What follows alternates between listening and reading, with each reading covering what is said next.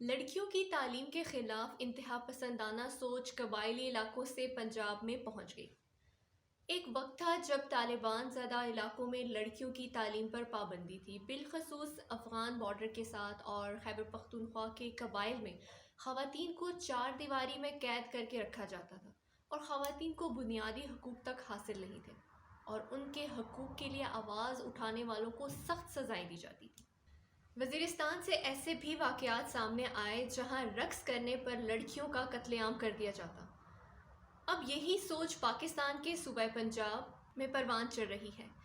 پنجاب تعلیم اور شرح خواندگی کے اعتبار سے پاکستان کا زرخیز ترین صوبہ ہے، لیکن رواں ہفتے ڈسکہ میں شرط پسندوں نے لڑکیوں کے تعلیم کے فروغ کے لیے لگائے گئے مجسمے پر حملہ کر کے خواتین اور ان کے حقوق کے لیے کام کرنے والی تنظیموں کو ایک واضح پیغام دیا ہے کہ پنجاب میں بھی خواتین تعلیم اور بنیادی حقوق کے لیے آزاد نہیں ہیں۔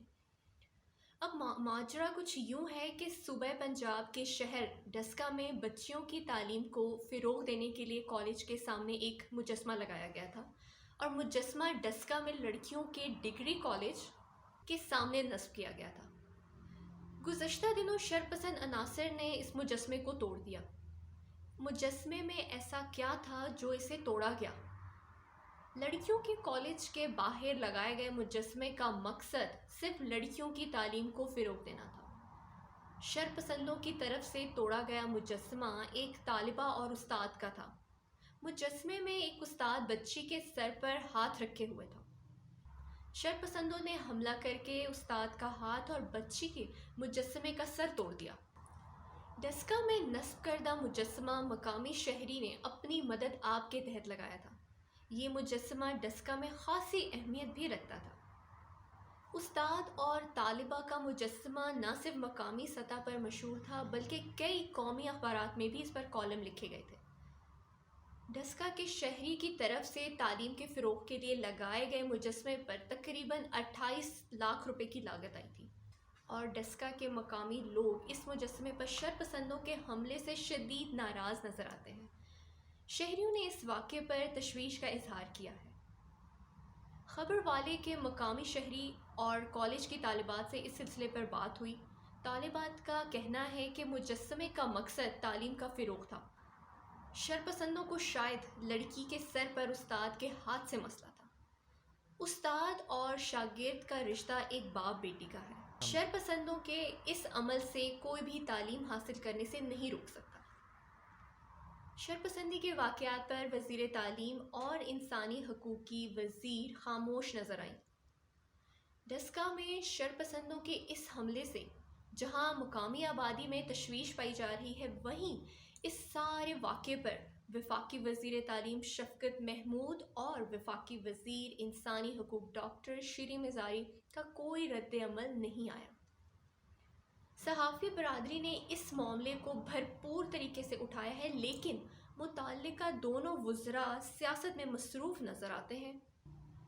سینٹ انتخابات میں شکست کے بعد دونوں وزراء شفقت محمود اور شیریں مزاری پریس کانفرنس میں حکومتی وفد کے ساتھ موجود تھے، لیکن اس اہم مسئلے پر نہ تو کوئی وفاقی وزراء کی طرف سے کوئی ٹویٹ یا بیان سامنے آیا اور نہ ہی پنجاب حکومت نے اب تک کوئی رد عمل ظاہر کیا ہے۔ اس معاملے پر شہریوں کا کہنا ہے کہ تحریک انصاف حکومت میں آنے سے پہلے ایسے واقعات پر بھرپور آواز اٹھاتی تھی، لیکن حکومت میں آنے کے بعد عمران خان کی ترجیحات بھی ماضی کے حکمرانوں جیسی ہو گئی ہیں۔ شہریوں کے بنیادی حقوق کے بجائے وزراء صرف سیاسی معاملات پر توجہ دے رہے ہیں۔ خواتین کے حقوق کے لیے کام کرنے والی تنظیمیں شرپسندوں کے اس عمل سے شدید ناراض ہیں۔ ان کا کہنا ہے کہ خواتین کے عالمی دن کے عین چند دن پہلے ہی اس قسم کا حملہ خواتین کو پیغام دیتا ہے کہ وہ آج بھی معاشرے میں آزاد نہیں ہیں۔ خواتین رہنماؤں کا کہنا ہے کہ حکومت کو خواتین کے تحفظ کے لیے عملی اقدامات کرنے کی سخت ضرورت ہے۔ ایسے شرپسند جو عورتوں کی آزادی کے خلاف غیر قانونی اقدامات کرتے ہیں، انہیں سخت سے سخت سزائیں دینے کی ضرورت ہے۔ ادھر سوشل میڈیا صارفین بھی شرپسندوں کے حملے سے ناراض دکھائی دیتے ہیں۔ ٹویٹر صارف ارسلان نے اپنے ٹویٹ میں کہا ہے کہ ڈسکا میں لڑکیوں کی تعلیم کے فروغ کے لیے نصب مجسمہ تک توڑ دیا گیا اور اب پوچھتے ہیں کہ عورتوں کو کون سے حقوق چاہیے۔ ایک اور ٹویٹر صارف سجیدہ اختر نے کہا ہے کہ ہم اس معاشرے میں رہتے ہیں جہاں تلوار کے ساتھ ارطغرل غازی کا مجسمہ شان و شوکت سے کھڑا ہے اور ایک استاد اور طالبہ کا خوبصورت مجسمہ توڑ دیا جاتا ہے۔ اس سے پتہ چلتا ہے کہ ہمارا معاشرہ کس طرف جا رہا ہے۔ صارفین کا کہنا ہے کہ تعلیم ہر انسان کا بنیادی حق ہے۔ اس طرح کا کوئی حملہ ہرگز قبول نہیں ہے۔